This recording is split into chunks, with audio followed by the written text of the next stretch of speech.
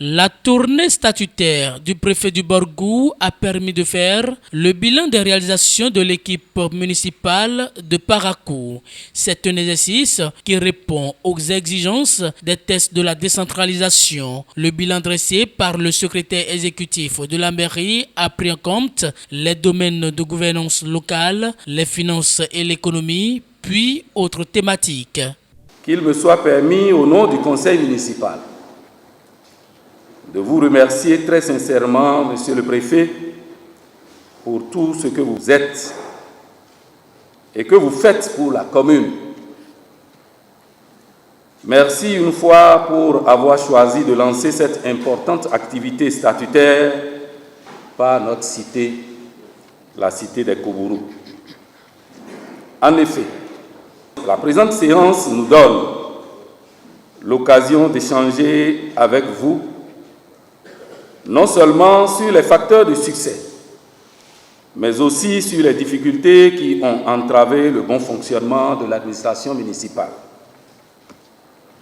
Ce rendez-vous permet également de mesurer l'impact des politiques publiques locales et d'analyser les défis auxquels nous faisons face.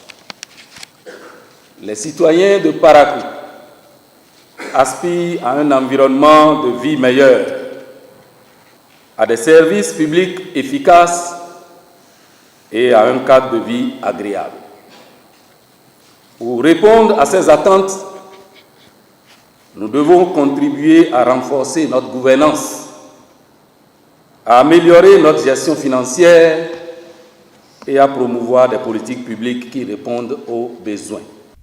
La présente visite a pour but d'évaluer les progrès réalisés par la commune au cours de l'année 2024, de fournir aux autorités municipales l'assistance conseil dans les différents domaines de compétences de la commune et de s'enquérir des difficultés rencontrées afin d'envisager des pistes de solutions.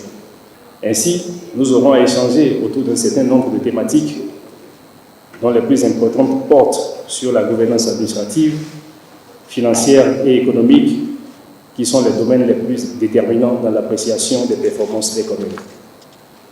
D'autres aspects non moins importants seront également passés en revue, à savoir la sécurité, le renseignement territorial, la cohésion sociale, la nouvelle politique de santé communautaire, la protection de l'environnement, les initiatives communales pour accompagner les apprenants, les établissements scolaires, etc.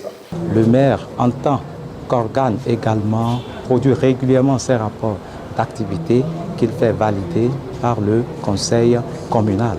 En ce qui concerne la gouvernance économique et financière, il faut dire que par rapport à la mobilisation donc des recettes de 2022 à 2024, ces recettes ont évolué en dents de scie.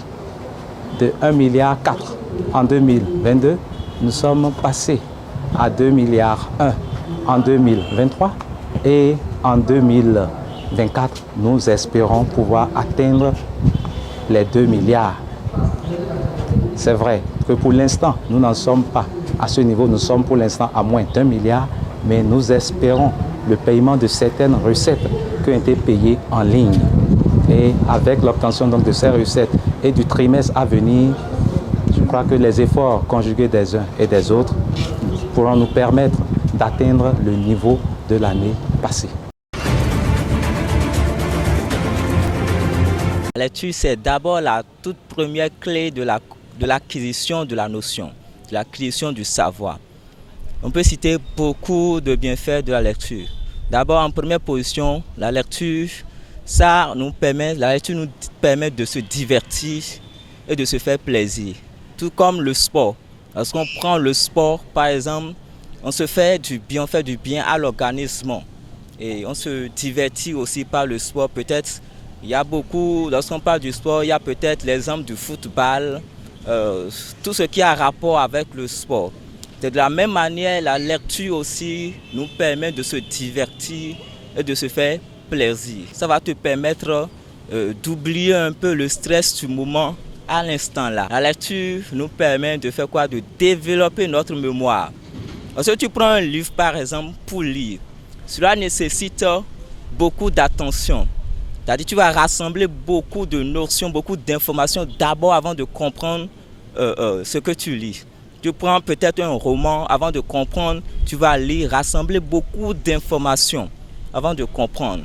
Maintenant, cela met en exercice tes neurones. Ça oblige tes neurones à travailler. Ce qui fait quoi?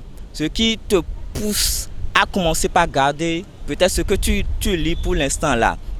Il y a des livres où des fois, où toi-même tu seras obligé d'imaginer peut-être les endroits où les scènes se feront ou bien les endroits où les scènes sont en train d'être faites. Tu imagines plus le contenu du livre que tu es en train de lire. Cela permet à ta mémoire de s'élargir. Puisque notre mémoire, c'est un muscle. C'est un muscle qu'on doit développer. Et lorsque tu exerces ta mémoire au travers de la lecture, tu permets à ta mentalité, à ta mémoire de se développer, de s'élargir. Cela voudra dire qu'un élève qui ne lit pas ne peut pas bien garder les notions, ne peut pas bien garder les leçons. Cela s'observe dans les cas où on dit que l'élève apprend mais ne garde pas les leçons. S'il ne lit pas beaucoup et il apprend, il aura de difficultés pour garder les leçons. Un jeune ou bien un enfant qui ne lit pas tue petit à petit son cerveau. S'il ne lit pas, cela veut dire qu'il ne fait pas travailler sa mémoire. Vous voyez? Donc ça tue petit à petit son cerveau. En dehors de ça, celui qui ne lit pas, cette personne maintient son vocabulaire, il aura un vocabulaire très pauvre. Un enfant ou bien une personne qui ne lit pas va maintenir son vocabulaire très pauvre. Et là, cela va se faire sentir dans son expression. Lorsqu'il prend le français, que ce soit expression écrite ou bien orale, cela va se faire sentir clairement que cette personne a un vocabulaire très pauvre parce qu'il ne lit pas. Lorsqu'on analyse bien, pour lire d'abord, c'est tout un sacrifice. Prendre un livre ou bien un roman pour lire, c'est tout un sacrifice. Vous voyez? Cela nécessite d'abord le sacrifice du temps. Sacrifier son temps. Parce que peut-être tu vois tes amis en train de jouer et toi tu vas dire que tu vas prendre un livre pour lire. Ou bien tes camarades en train de se connecter sur les réseaux sociaux, tu vas prendre un livre pour lire. Vous voyez? Donc c'est ce qui fait que de un, les jeunes n'aiment pas ou bien nos élèves, nos enfants n'aiment pas sacrifier le temps à donner à la lecture. Dans nos programmes, la lecture doit avoir son temps, son temps. Vous voyez? Donc c'est le temps qu'on ne trouve pas ou bien le temps qu'on n'arrive pas à sacrifier à la lecture, de un qui empêche les enfants ou bien les jeunes de lire. Alors, si je vais donner un conseil à nos apprenants, nos enfants ou bien nos jeunes qui détestent carrément la lecture, c'est quoi? De un, si vous fuyez la lecture, vous ne pouvez jamais grandir dans le savoir. Si vous fuyez la lecture, c'est impossible de grandir dans le savoir. C'est impossible de grandir dans l'expression écrite et orale. Vous aurez un vocabulaire pauvre et un français malmené. En dehors de tout, la lecture est plus importante plus que ces moyens de distraction. La lecture est plus importante que le cinéma, la lecture est plus importante que le sport, plus que les autres moyens de distraction. Vous voyez, on doit se divertir, mais on doit aussi plus lire. Vous voyez, la lecture, c'est très très important. Donc je conseille à mes jeunes élèves, à nos enfants et également à toute personne adulte de faire quoi? De commencer par lire. L'investissement dans l'éducation, la formation et l'innovation sera au cœur de cette transformation.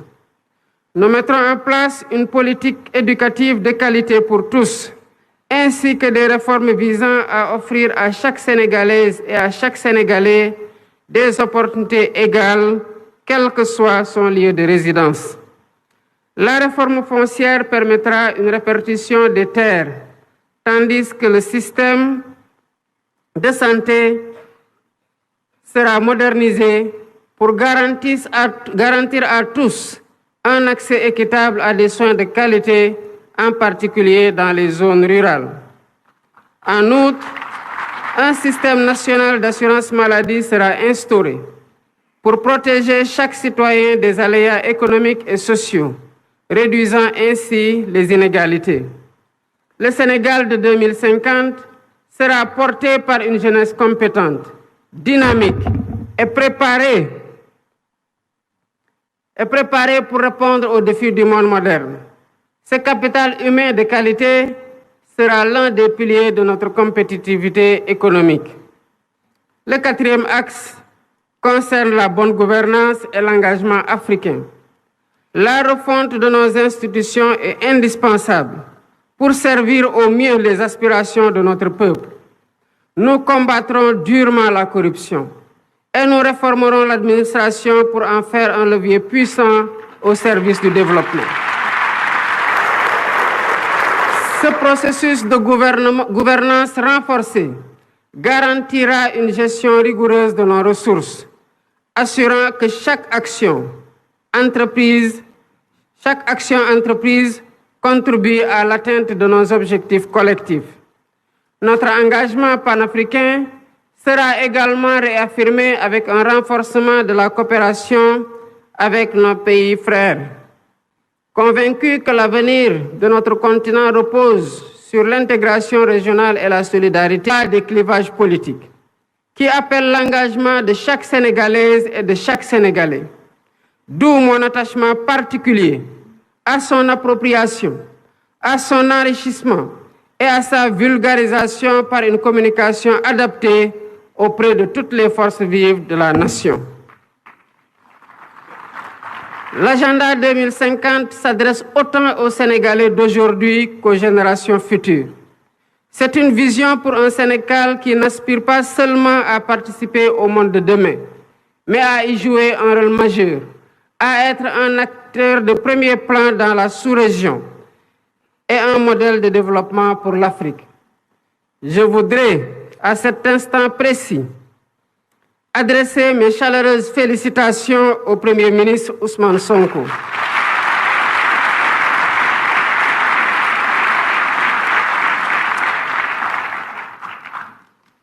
Il a mené de main de maître avec l'ensemble du gouvernement, les services de l'État et les experts nationaux du public et du privé associés ce travail de conception exceptionnel d'une rare pertinence qui démontre la qualité du capital humain national.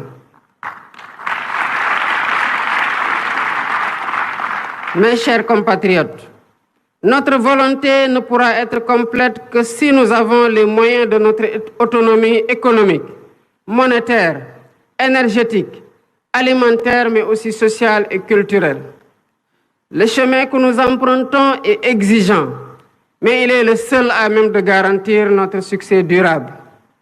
Les citoyens doivent être exigeants envers les gouvernants, mais chaque citoyen doit aussi être exigeant avec soi-même dans son apport personnel dans l'œuvre de construction nationale.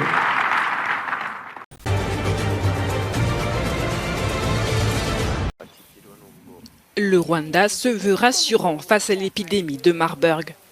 Lors d'une conférence de presse, le ministère de la Santé a affirmé que la situation est sous contrôle, malgré 61 cas confirmés et 14 décès depuis le premier cas détecté le 26 septembre. Pour les autorités rwandaises, les vaccins sont essentiels pour stopper la progression du virus. On nous a informé que les vaccins sont disponibles. Je pense que nous avons vu cela comme une grande opportunité de les avoir, de renforcer notre système immunitaire et de rester fort pour servir. Les autorités rwandaises insistent sur l'importance de la sécurité des vaccins administrés au personnel de santé. Pour chaque médicament ou vaccin, la sécurité est primordiale. Nous savons donc qu'il est sûr pour les professionnels de santé. C'est très facile à comprendre.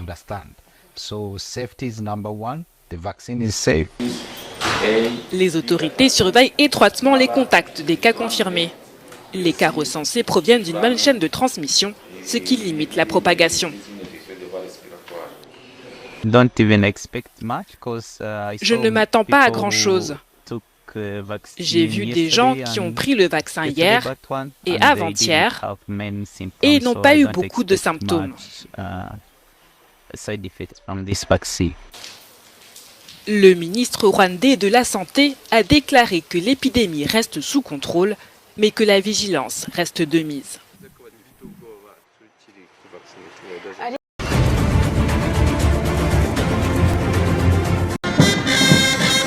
Le nouvel accord sur la gestion des eaux du Nil est désormais en vigueur.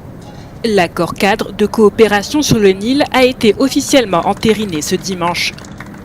Ce texte établit des règles entre les pays riverains du fleuve pour une gestion durable de ces eaux. Signé par 7 pays, dont l'Éthiopie et le Rwanda, l'accord met en place une commission pour superviser cette coopération basée sur l'équité et l'utilisation raisonnable des ressources partagées. Cependant, l'Égypte et le Soudan, qui dépendent fortement du Nil pour leur survie, ont rejeté cet accord. Ils accusent l'Éthiopie, avec la construction du grand barrage de la Renaissance, de menacer gravement leur accès à l'eau. Ce débat illustre les tensions géopolitiques croissantes autour du Nil, alors que chaque pays cherche à sécuriser ses ressources vitales dans un contexte de demande croissante.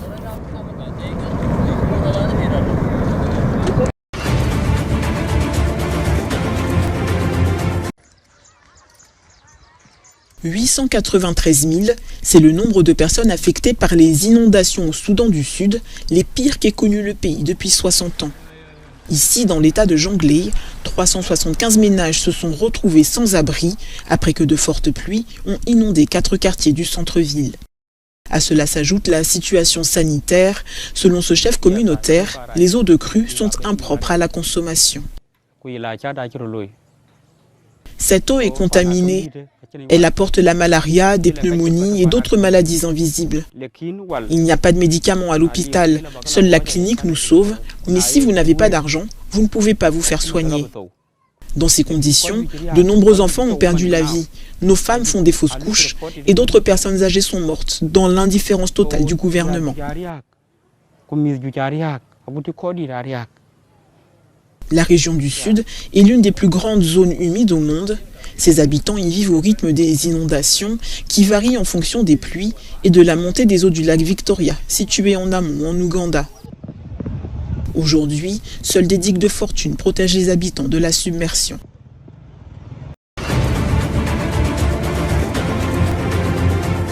Une avancée pour la protection des jeunes face au virus du Mpox. L'Organisation mondiale de la santé vient d'approuver un vaccin contre le virus du Mpox pour les jeunes de 12 à 17 ans. Une tranche d'âge considérée comme vulnérable aux épidémies de variole. En septembre, l'Organisation mondiale de la santé avait approuvé l'utilisation de ce vaccin dans les pays africains les plus touchés, uniquement pour les adultes. Cette nouvelle décision intervient après l'approbation de l'Union européenne en septembre, facilitant l'accès au vaccin pour de nombreuses populations à risque, notamment en Afrique. En août, l'OMS a déclaré le Mpox comme une urgence mondiale de santé publique pour la seconde fois en 2 ans. Le virus s'était propagé depuis la République démocratique du Congo vers d'autres pays voisins.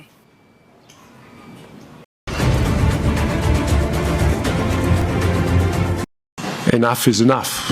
Le syndicat mondial des footballeurs FIFPro s'est associé aux ligues nationales européennes pour déposer une plainte formelle contre la FIFA auprès de la Commission européenne à Bruxelles lundi. FIFPro et ses partenaires exigent une consultation sérieuse sur le calendrier des compétitions de plus en plus intenses pour les joueurs et pour les ligues nationales.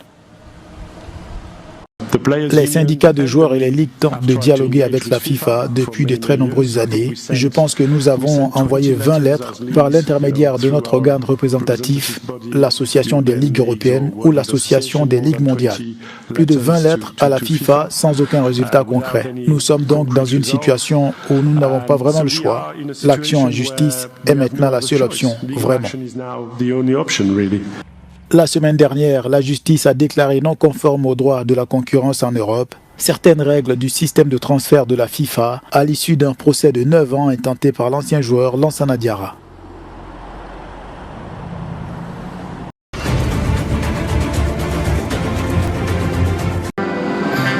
Tapis rouge et honneur militaire, la Chine n'a pas fait dans la dentelle lundi lors de l'arrivée du ministre russe de la Défense à Pékin. Une visite sur fond de renforcement des relations militaires entre la Chine et la Russie.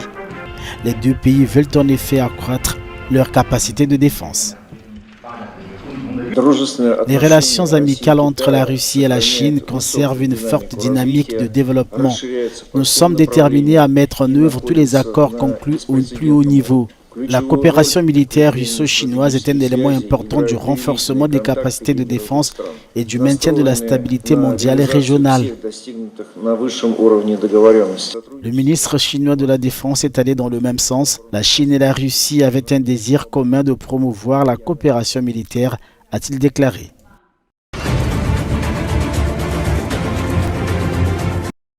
Le gouvernement italien transfère le premier groupe de migrants vers l'Albanie. Cette décision annoncée lundi par le ministère de l'Intérieur intervient dans le cadre d'un plan controversé visant à traiter des milliers de cas de demande d'asile en dehors des frontières italiennes. Un navire a quitté l'île de Lampedusa avec à son bord 16 hommes, 10 originaires du Bangladesh et 6 venant d'Égypte, tous interceptés dans les eaux internationales alors qu'ils tentaient de traverser l'Europe. Ces derniers ont été secourus en mer après avoir quitté la Libye. Le navire devrait arriver mercredi matin. Vendredi, le gouvernement d'extrême droite de la première ministre Giorgia Meloni a officiellement ouvert les deux centres qui coûteront à l'Italie 670 millions d'euros sur 5 ans. Les installations seront gérées par l'Italie et relèveront de la juridiction italienne, tandis que des gardes albanais assureront la sécurité intérieure. Ces centres peuvent accueillir jusqu'à 400 personnes dans un premier temps. Selon les autorités italiennes, ce chiffre doit être porté à 880 dans quelques semaines. Les femmes, les enfants, les personnes âgées, les malades et les victimes de torture seront hébergés en Italie. Les familles ne seront pas séparées. Le Haut Commissariat des Nations Unies pour les réfugiés a accepté de superviser les 3 premiers mois pour aider à sauvegarder les droits et la dignité de ceux qui y sont soumis.